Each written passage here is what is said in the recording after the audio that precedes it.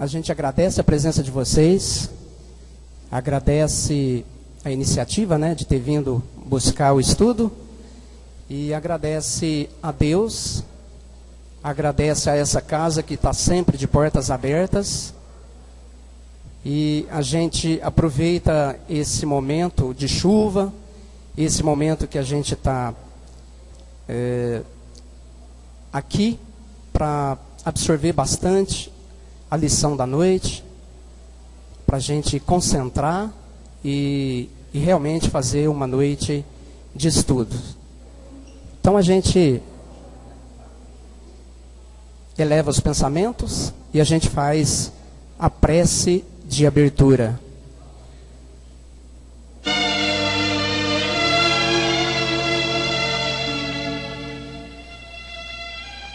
Escola da bênção, sofres cansaço da vida, de sabores domésticos, deserção de amigos, falta de alguém. Por isso acordaste sem paciência, tentando esquecer.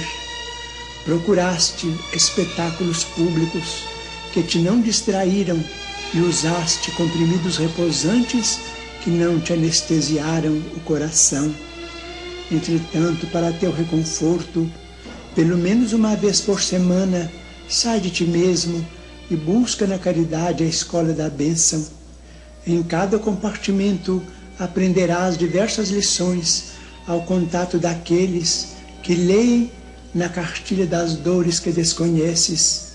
Surpreenderás o filme real da angústia no martírio silencioso dos que jazem num catre de espinhos sem se queixarem, e a emocionante novela das mães sozinhas que ofertam, gemendo, aos filhinhos renascentes a concha do próprio seio como prato de lágrimas. Fitarás homens tristes, suando penosamente por singela fatia de pão, como atletas perfeitos do sofrimento, e os que disputam valorosamente com os animais um lugar de repouso ao pé de ruínas em abandono. Observarás ainda mais os paralíticos que sonham com a alegria de se arrastarem, os que se vestem de chagas esfogueantes, suplicando um momento de alívio, os que choram mutilações trazidas do berço e os que vacilam, desorientados na noite total da loucura. Ver-te-ás então consolado, estendendo consolo, e ajustado a ti mesmo, volverás ao conforto da própria casa, murmurando feliz: obrigado, meu Deus.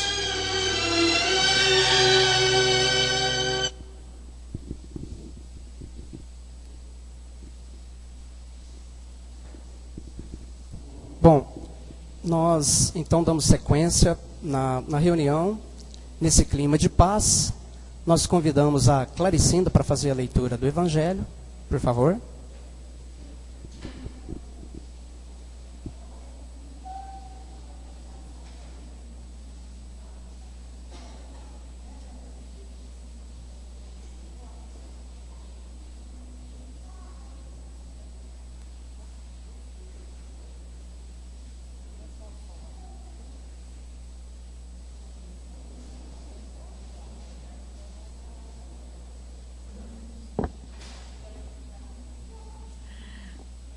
Boa noite a todos.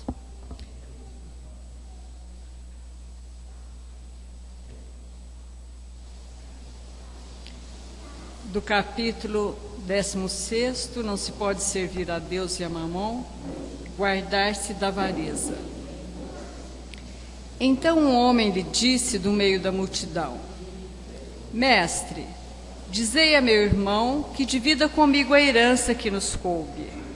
Mas Jesus lhe disse: Ó homem, quem me estabeleceu para vos julgar ou para fazer vossas partilhas? Depois lhe disse: Tende cuidado em vos guardar de toda avareza, porque em qualquer abundância que o homem esteja, sua vida não depende dos bens que ele possua. E lhe disse em seguida esta parábola: Havia um homem rico, cujas terras tinham produzido extraordinariamente. E ele mantinha em si mesmo esses pensamentos. Que farei, porque não tenho lugar onde eu possa encerrar tudo o que eu colhi? Eis, disse ele, o que farei. Derrubarei meus celeiros e os construirei maiores. E aí colocarei toda a minha colheita e todos os meus bens. E direi à minha alma, tu tens muitos bens reservados para vários anos. Repousa, come, bebe, ostenta. Mas Deus, ao mesmo tempo, disse a esse homem: insensato que és, vai ser retomada a tua alma esta noite mesmo. E para quem será o que amontoastes? É isso que acontece àquele que amontoa tesouros para si mesmos e que não é rico diante de Deus. São Lucas, capítulo 12, versículo 13 a 21. Muito bem, Clara, obrigado. Bom, então nós passamos propriamente para o tema da noite, guardai-vos da avareza. E quem faz o estudo para nós é a nossa querida companheira, batalhadora da casa, a Heloísa Siqueira Machado, médica, pediatra. E a gente tem o maior prazer de te ouvir. Obrigada. E te desejar bom trabalho. A palavra é sua. Vocês têm que ajudar aqui de novo.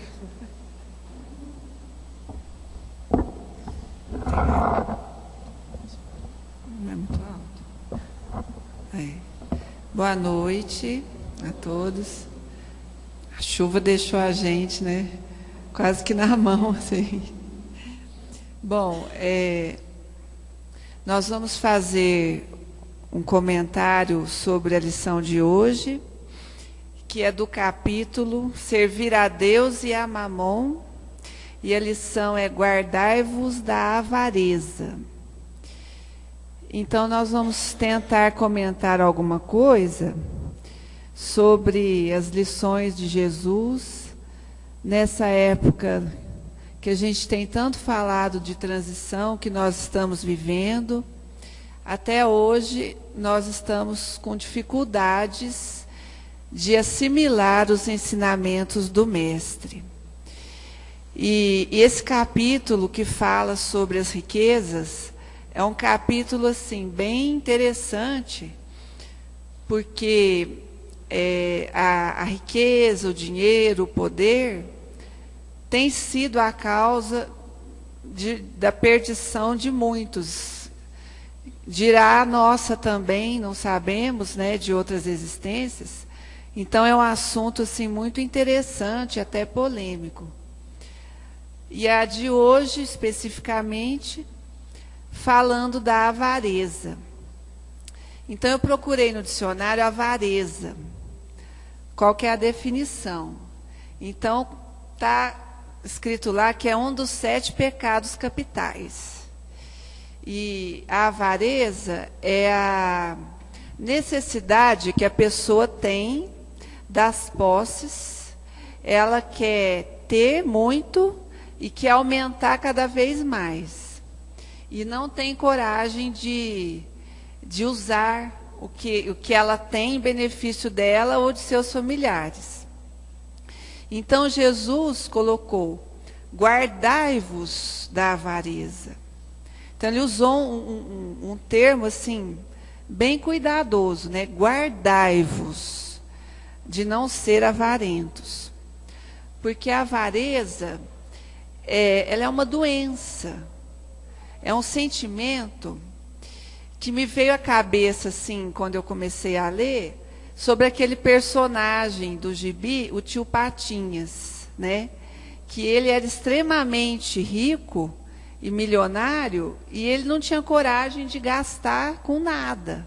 Inclusive a moedinha número 1 que ele tinha ganho, ele guardava e gostava de nadar no dinheiro, só pelo prazer de ter o dinheiro. E o avarento, ele é assim, como disse na lição, na parábola que Jesus falou. O exemplo, que ele tinha produzido muito, e que ele pensou: não tenho nem onde guardar tudo que eu produzi.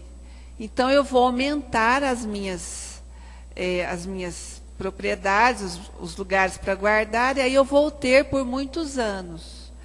Aí eu vou beber, comer, me divertir, e que eu não vou precisar preocupar. E aí houve o comentário no final, que ele era um tolo, porque amanhã, né, no caso na lição, ele seria chamado ao mundo espiritual. E aí foi perguntado para ele o que ele fez, que ele guardou as riquezas da carne, mas não entesourou tesouros para o céu. E todos nós sabemos que no mundo espiritual a gente não vai levar nada do que a gente tem de material, só os nossos atos, as nossas ações. E a gente tem, assim, muito ainda, no estágio que a gente está ainda de evolução, que a gente ainda é muito apegado às posses. Não que seja errado, porque o dinheiro é necessário para tudo, inclusive para o progresso. Mas aquele que se apega como avarento e que não pensa em mais nada, só nas posses, nós já devemos ter feito muito isso, né? Eu penso, em outras encarnações. Então, agora, a gente está numa prova assim, mais decisiva. Não dá mais para a gente não pensar no mundo espiritual. Não dá mais para a gente não pensar que um dia a gente vai desencarnar e vai deixar tudo aqui. E que só vai levar os nossos atos. É uma necessidade o homem ir se desligando, se transicionando do ter para o ser, que a gente não dá muito valor ainda no ser. Desde que a pessoa tenha dinheiro, tenha poder, tenha posses, ela não precisa nem ter caráter assim. Ela é respeitada, ela, né? Então, desde que Jesus veio, ele nos ensinou justamente o contrário. E a história do cristianismo nos mostra que ele veio numa manjedoura com os animais, que ele não tinha, assim, posse nenhuma. E na medida da história da humanidade, ele foi enclausurado, com todo respeito à Igreja Católica, mas ele foi enclausurado numa igreja muito bonita, ornamentada de ouro, de todo, assim, todas as posses. Então, houve uma distorção das lições de Jesus, que até hoje nós todos temos dificuldade de sentir. Entender até a gente entende, mas de sentir e de assimilar é que nós temos dificuldade. E um mundo, um planeta, ele só evolui, como é o que vai acontecer com a nossa Terra, se as pessoas, os espíritos que o habitam, melhorarem sentimento. Então, é uma coisa de dentro para fora. Porque o sentimento de piedade, de fraternidade por alguém, e daí o ato de caridade, nesse sentido, nos angaria gratidão dos outros. Então, a gente acha, quando a gente está bem de saúde, que está bem financeiramente, que a nossa família vai bem, que a gente não precisa de mais nada, de mais ninguém, não é? Então é na hora do sofrimento mesmo que a gente se lembra de Deus, de Jesus, de fazer uma oração. Então a gente acha que não precisa de ninguém. Quando a gente passa para o mundo espiritual, é que a gente vai ver todo aquele egoísmo que a gente teve em gozar a nossa vida, junto com a nossa família, nos prazeres e tudo, veja bem, não que seja errado também. Nós temos que ter o lazer, nós trabalhamos, então tudo de uma forma equilibrada. Mas aquele que se dedica a alguém, aquela pessoa beneficiada, ela emite um pensamento de gratidão. E quanto mais pensamentos de gratidão que a gente tem, vale mais do que muito dinheiro no banco, quando a gente passar para o mundo maior. Aquele que não fez nada para ninguém, pelo contrário, às vezes só provocou raiva, aquele enguiçado que ninguém gosta muito, aquele chato, assim, quando ele passa para o lado de lá, principalmente se ele for para o umbral, né? E que ele for socorrido, quando ele puder ser socorrido, tudo o que ele fez de bons pensamentos caridosos para ele, vão fazer falta. São atenuantes que a gente tem ao nosso favor. Então, eu encontrei nesse livro, Ação e Reação, pelo espírito de André Luiz, psicografia do Chico Xavier, um exemplo muito interessante que eu achei que dava muito certo com a lição de hoje, que é guardai-vos da avareza. Então eu vou ler, vamos comentar alguns trechos, para não ficar tão maçante o nosso comentário de hoje. Então, só para entender a situação, André Luiz e Hilário, no mundo espiritual, estão na região das trevas, do umbral das trevas mesmo, onde se localizam os espíritos, não só os infelizes, mas aqueles maus mesmo, os espíritos criminosos, que cometeram homicídios, assim, que são muito devedores. Então, o André Luiz com o Hilário, que os dois estavam no mundo espiritual, foram fazer um estágio num local no meio das trevas, que se chama Mansão Paz. Seria uma instituição de abrigo nesse local de sofrimento, que era dirigida pelo instrutor Druso e por vários assistentes, um deles chamado Silas. E essa mansão, comenta aqui no livro, que ela permanece sob a jurisdição de Nosso Lar, que é a coluna espiritual que André Luiz nos conta. E ela foi fundada há mais de 3 séculos, para acolher os espíritos sofredores daquela região. Aí, um certo dia, foi encontrado, foi encontrado nas trevas, sobre grande sofrimento, um personagem que vai fazer parte da nossa história. Ele foi encontrado desacordado, em situação lastimável, inconsciente, e parecia, assim, um monstro. O rosto todo aumentado, as pernas, os braços hipertrofiados, e ninguém sabia de onde que ele tinha vindo, a sua história, nada. Então, eles foram se dedicar ao atendimento dessa entidade. Então, o instrutor Druso, que era o que dirigia a casa, e ele aplicou passes magnéticos, e o espírito começou a falar, ainda meio inconsciente, mas ele contou a sua própria história, que eu vou ler alguns trechos. Ele dizia assim: socorro, socorro, sou culpado, não posso mais, perdão. Aí ele começou a descrever quem ele era. Sou Antônio Olímpio, o criminoso. Contarei tudo. Em verdade, pequei. Por isso é justo que eu sofra no inferno.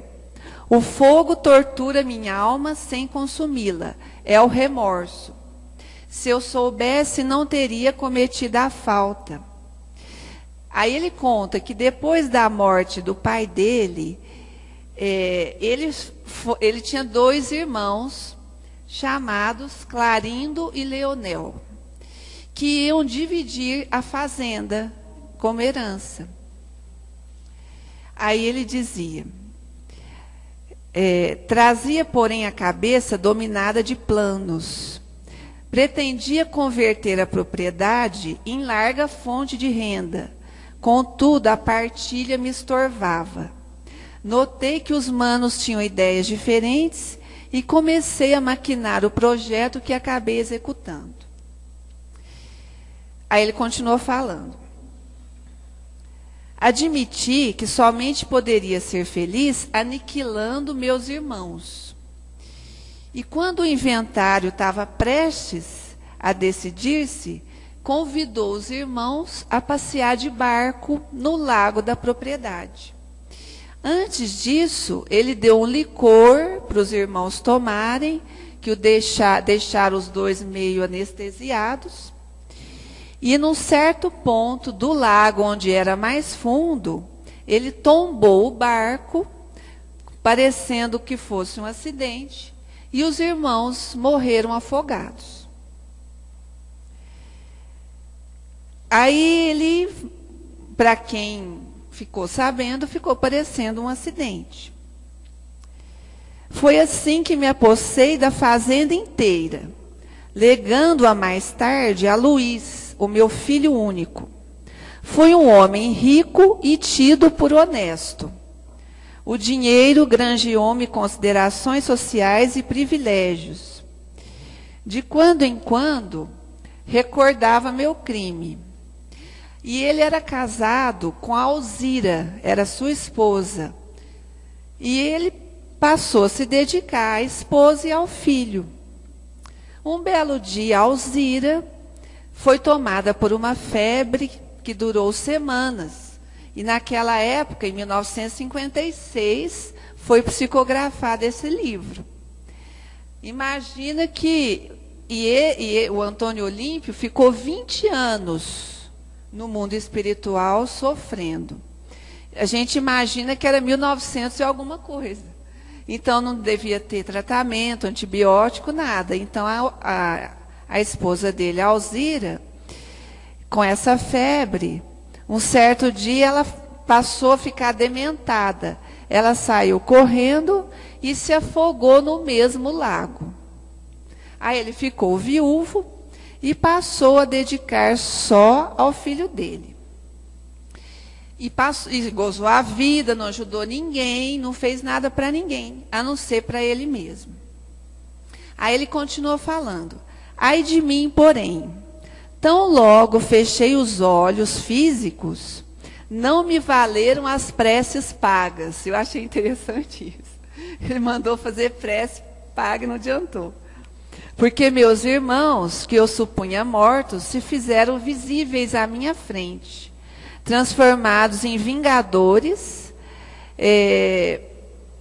Eles se tornaram vingadores do irmão e judiaram dele o mais que puderam no mundo espiritual. Por fim, ele foi preso numa furna, até que foi encontrado na mansão e foi resgatado. Isso se passaram 20 anos. Aí ele fez a confissão e se acalmou e tornou a ficar inconsciente. Aí, dentre outras histórias que tem no livro, eles foram planejar o jeito de ajudar aquela família, principalmente o Antônio Olímpio. Então, um dia, eles estavam fazendo, passou algumas semanas, e eles estavam fazendo, e lá na casa, na mansão, de quando em quando, eles recebiam a visita dos ministros de Nosso Lar, que também depois, se vocês puderem ler o livro, é muito interessante. eles se materializavam através de um espelho. Eles se reuniam, faziam oração, e uma tela grande, semelhante a um espelho, se saturava, né, dos fluidos das orações, e os ministros vinham para orientar aos casos relativos à mansão, a orientação que precisava. E veio o ministro Sânzio. Então, ele disse que a solução para o caso era todos reencarnarem. Antônio Olímpio reencarnaria novamente com Alzira, e os irmãos assassinados, que era Clarinda e Leonel, viriam a ser filhos do casal e iriam herdar novamente a propriedade, e o irmão que havia tirado a vida física deles seria pai deles, resgataria a vida e até as posses. Então, depois no livro, conta assim, os passos que foram feitos para que isso acontecesse. Então, eu não vou ler tudo para não ficar assim muito maçante, mas a Alzira, que era a esposa, já era um espírito evoluído, e ela foi chamada no mesmo momento. Então, na mesma tela que veio o ministro, ela veio também. E um detalhe, quando ela se afogou no lago, foi por obsessão dos próprios irmãos.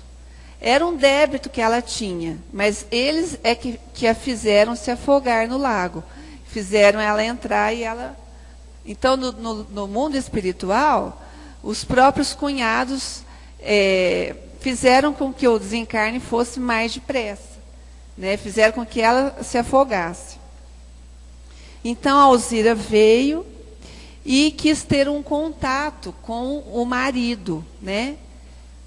E o que eu achei também muito interessante aqui é que o Antônio Olímpio, apesar da confidência que ele fez, ele caiu novamente em prostração. E ele foi ajudado pelo instrutor Druso em compassos magnéticos para que ele se restabelecesse. E ele conseguiu pouca coisa. E no dia que ela foi visitá-lo, ela estava com tanto amor no coração, ela tinha tanto assim devotamento para ele, e fez uma oração assim tão bonita, tão sentida, que ele acordou quase que completamente, até a reconhecendo. E a partir daí, eles iam se encaminhar para a casa do Luiz, que era o filho que eles deixaram no mundo físico. E eu vou ler esse trecho também, que ele tem muito a ver com a nossa lição de hoje. O filho dele também era muito ambicioso. Luiz, cujo espírito se afinava com os antigos sentimentos paternos, apegando-se aos lucros materiais exagerados, sofria tremenda obsessão no próprio lar. Ele era casado e tinha 2 filhos. Então, aproveitando a lição também, para falar sobre um mecanismo de obsessão, que eu achei muito interessante também. Ele era muito ambicioso. E os irmãos, que seriam tios, né?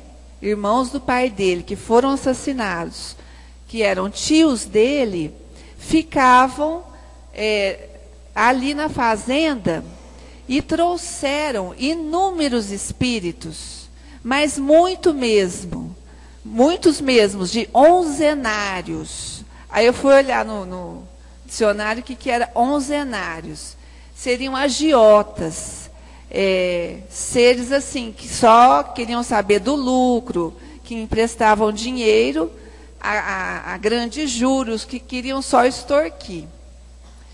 E os tios dele, os assassinados, né, ficavam ali, se dividiam em judiar do pai desencarnado e de obsediar o Luiz na própria fazenda.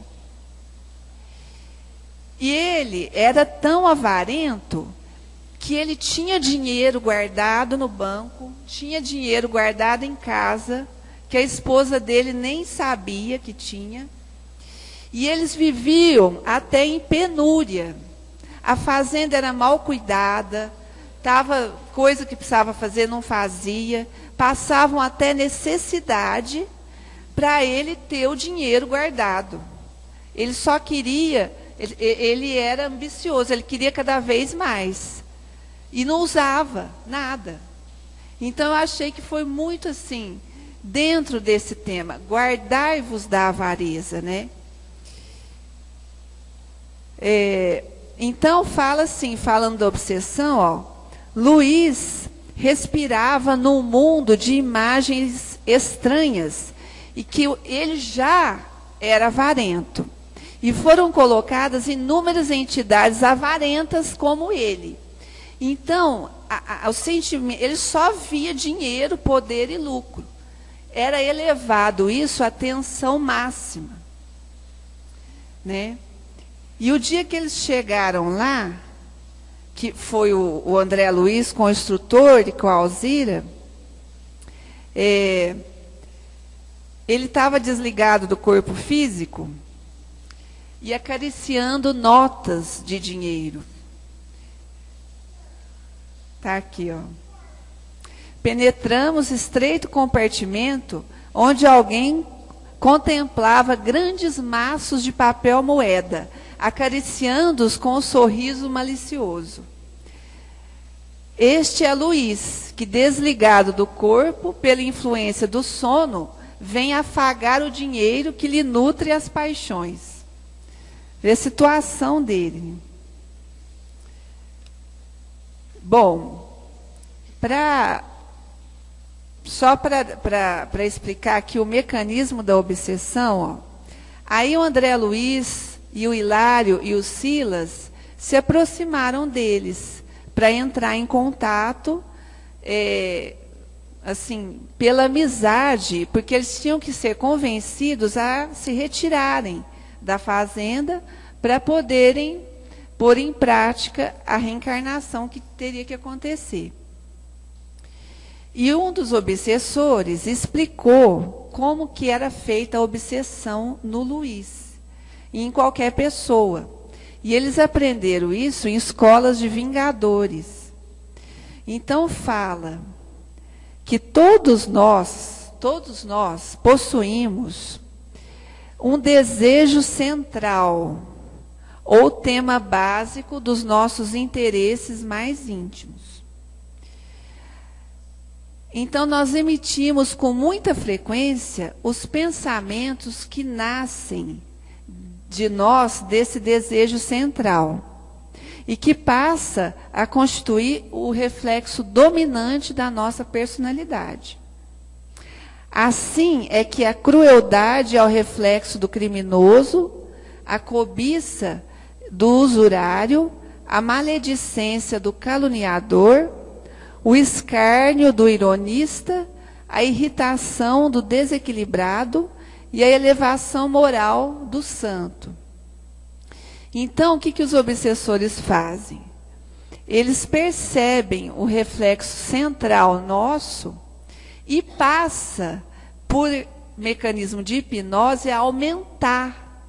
Então, aquilo que a gente já sente, o que a gente já é, os espíritos vingadores que têm inteligência, que planejam, fazem aumentar aquilo que a gente já tem. Conhecido o reflexo da criatura, é muito fácil superalimentá-la com excitações constantes, robustecendo-lhe os impulsos e os quadros já existentes na imaginação, e criando outros, nutrindo dessa forma a fixação mental. Com esse objetivo, basta alguma diligência para situar no convívio da criatura entidades outras que se lhe adaptem ao modo de sentir e de ser, criando as telas mentais que desejamos.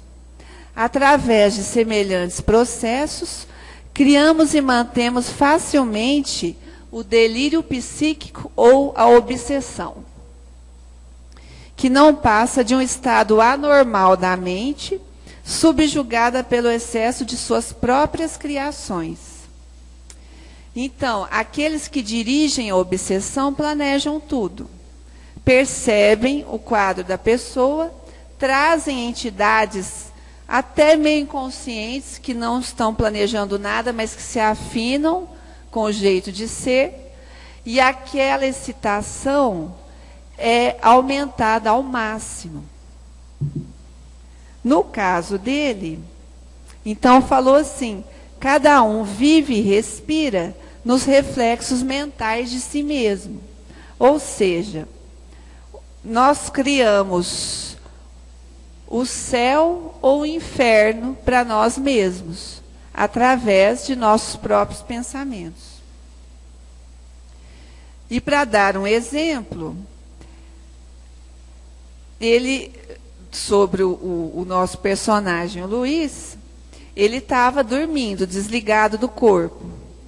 Então ele criou uma tela mental na mente dele, que ele poderia comprar a fazenda vizinha. E ele ficou desesperado, assim, super excitado, e iria acordar no outro dia achando que ia conseguir a posse da fazenda que ele queria. Viram? Exclamou Leonel. Transmitia ao campo mental um quadro fantástico, através da qual as terras do vizinho estariam em leilão. Bastou que eu mentalizasse uma tela nesse sentido para que ele a tomasse por realidade. Tão logo termine o fluxo controlado de minha influenciação, retornará ao corpo carnal, lambendo os beiços, na certeza de haver sonhado com a falência da granja sobre a qual pretende um título de posse. Então, aqui é o auge da avareza. Só para finalizar, que assim, é muito bonito o livro, né? Depois, se vocês puderem, leiam. O Silas contou uma história dele próprio que acabou sensibilizando os obsessores, que eu não vou entrar em detalhes para não alongar mais a nossa conversa de hoje. E a gente vê que os obsessores também não foram modificados pela força. Eles ganharam a confiança deles. Quando eles já estavam arrependidos, eles confessaram o crime que eles também cometeram, de empurrar a Alzira no lago. E nesse momento, a Alzira se aproximou deles, e ela tinha tanto amor que ela, sim, se pôs como sendo culpada até do desencarne deles. O que o marido dela fez acabou beneficiando só ela e ao próprio filho, e abraçou os dois, fez uma oração muito bonita. Então conta que no momento da oração, uma luz prateada, azulada, envolveu a todos. Então, eu acho muito bonito essas descrições, porque a gente não tem assim noção, a gente sente, mas do poder da oração, do poder do amor. Então, quando descreve, a gente fica assim até sensibilizada. E lá atrás também, que eu me esqueci de comentar, o ministro que veio para ajudar na situação disse o que eu tinha falado no começo, que o Antônio Olímpio não tinha ninguém para ajudar ele, porque ele não tinha plantado o amor no coração de ninguém, a não ser da própria família. Então, foi a própria esposa que iria ajudá-lo. Eles reencarnariam e trariam os dois filhos, os dois irmãos como filhos. E aqui também termina assim a nossa história. Então, só para encerrar, eu trouxe uma mensagem do livro Fonte Viva, E uma outra coisa que eu pensei assim para refletir é que qual que foi a solução para o caso? Para o Antônio Olímpio, o assassino, para os irmãos assassinados e que também se tornaram assassinos, mesmo no mundo espiritual. A reencarnação foi a solução encontrada. E nós estamos aqui reencarnados, com os nossos problemas, com os nossos medos, os nossos desejos, as nossas necessidades, as nossas incompreensões, as nossas carências, com os parentes difíceis que muitos de nós, quase todos nós temos na figura de um ou de outro, querendo uma solução que a gente às vezes não encontra. Então, eu parei para refletir. Se a reencarnação é um remédio, é uma solução, nós que estamos aqui reencarnados, pensemos muito bem nisso. Procuremos realmente seguir o que a gente ouve aqui todas as semanas. Cada um de nós devemos ter uma história de várias encarnações. Tão dramático ou interessante quanto as que existem nos livros. Então, assim, que a gente saia daqui com esse propósito de nos melhorarmos de verdade.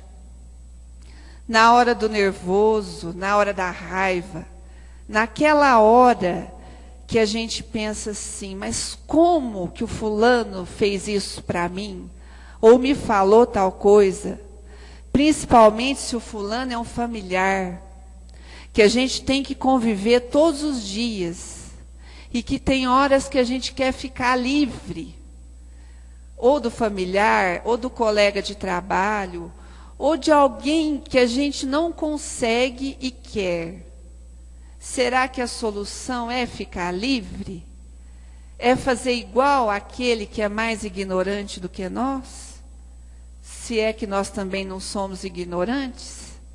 Porque nós temos o conhecimento na cabeça, mas e no sentimento e no coração e nos nossos atos? Qual que é a nossa posição? É igual muitas vezes. É querer vingar. Ah, me fez isso também, agora dane-se, eu não vou nem fazer aquilo mais. Quantas vezes a gente, nos mínimos gestos do dia a dia, não precisa ser grandes gestos, não. É os pequenos mesmo. É aquela raiva de hoje, aquela mágoa à toa que a gente tem no dia inteiro, assim. Então, o que a gente tem que fazer? Relevar. E relevar é fácil? Não é. Relevar de verdade. Não é falar assim, deixa ele, não vou fazer nada não, mas ele vai ver só. Isso não é relevar. Quer dizer, é apaziguar, já não está tão ruim, né? Do que ficar batendo de frente. Mas relevar de verdade é enxergar no outro uma pessoa enferma. E quanto mais a gente evolui, que não é o meu caso, que eu admiro quem possa ser assim, acaba não se ofendendo com poucas coisas. Acaba assim, coisas que a gente às vezes melindra, a pessoa que está no estágio mais além nem percebe. Ou se percebe, não faz conta nenhuma.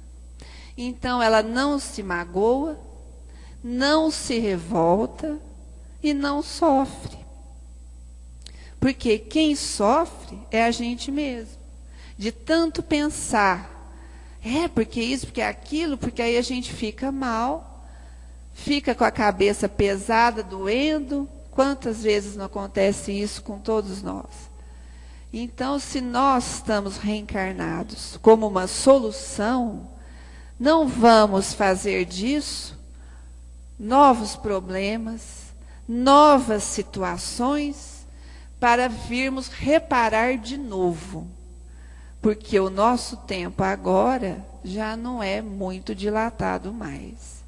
Todos sabemos que, se conseguirmos ficar na terra de regeneração, nos demos por muito felizes, mas se não, nós vamos recapitular tudo de novo longe daqui.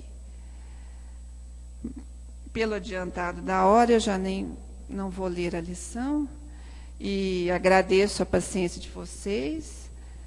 Peço desculpas assim por alguma coisa, porque aqui na frente, com a luz acesa, é mais difícil. E vamos refletir no tema e nas nossas próprias vidas. Que Jesus nos abençoe. Que a gente tenha absorvido e que a gente coloque em prática, exercitando esta questão do desprendimento, né? A gente sabe que o plano que a gente vive, o teste é muito grande, mas nós escolhemos isso. Nós, com certeza, a maioria de nós, planejamos estar aqui. E é o que a Heloísa disse, vamos usar esta oportunidade para progredir, para exercitar essa questão do desprendimento, que é muito importante para o nosso progresso.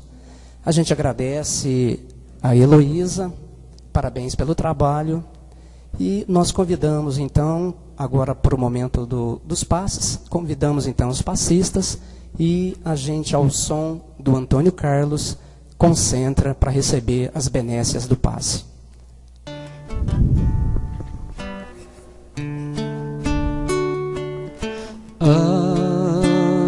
Agradecer, Senhor,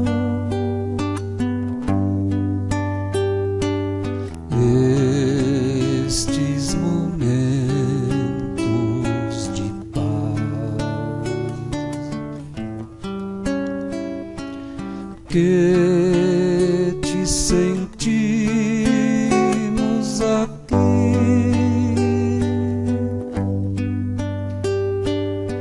Em vibrações fraternais, na estrada da vida,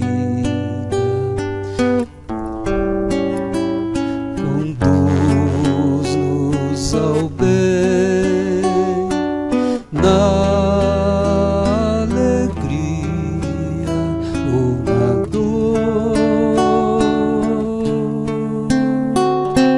seja o amor nossa bandeira de luz, amado Mestre Jesus. Seja o amor nossa bandeira de luz, amado Mestre Jesus.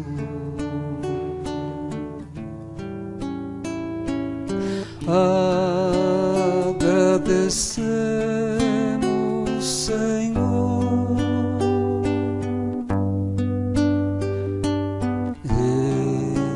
estes momentos de paz que te sentimos aqui.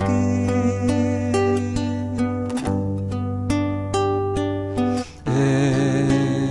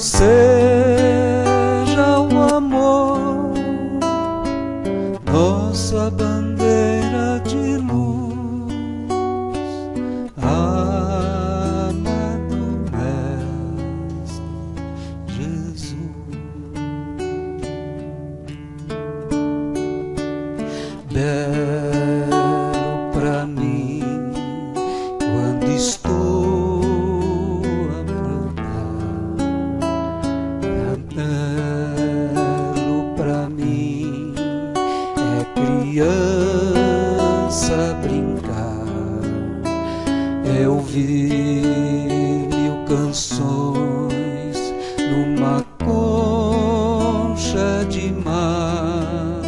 É a chuva caindo, é o campo em flor, e acima de tudo é o amor, é o amor.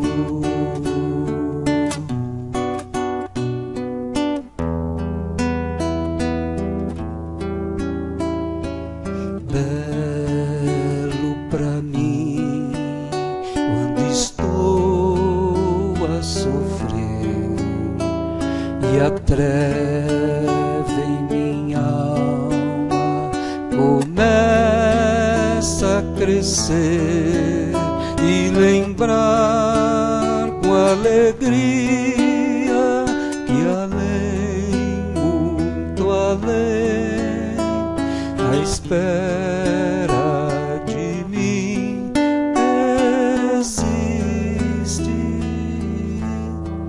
alguém.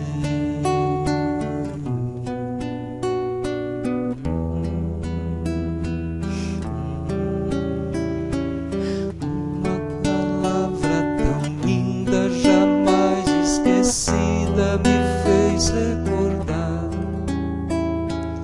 contendo 7 letrinhas e todas juntinhas, se lê cativar. Cativar é amar, é também carregar um pouquinho da dor que alguém tem que levar. Cativou, disse alguém, laços fortes criou, ordenar, responsável tu és pelo que cativou. Num deserto tão só, entre homens de bem, vou tentar cativar, viver perto de alguém. Vou tentar cativar, viver perto de alguém.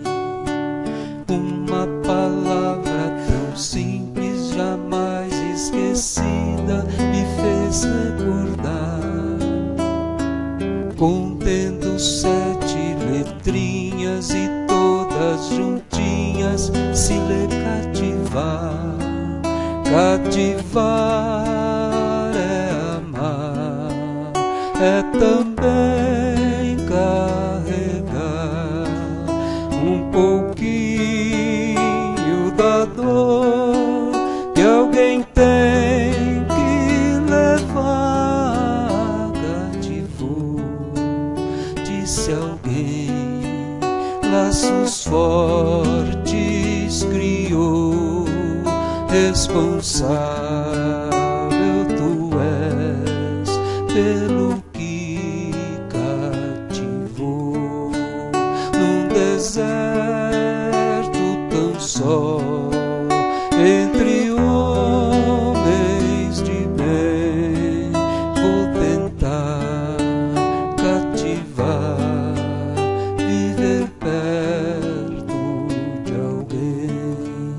Vou tentar cativar, viver perto de alguém.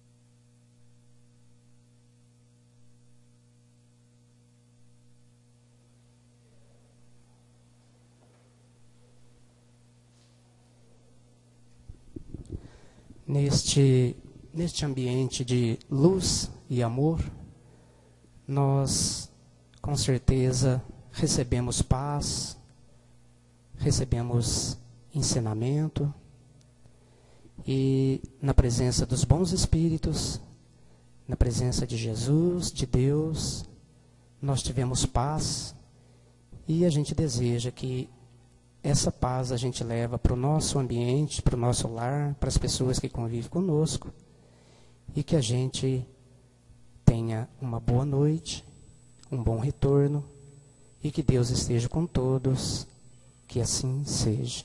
A reunião está encerrada.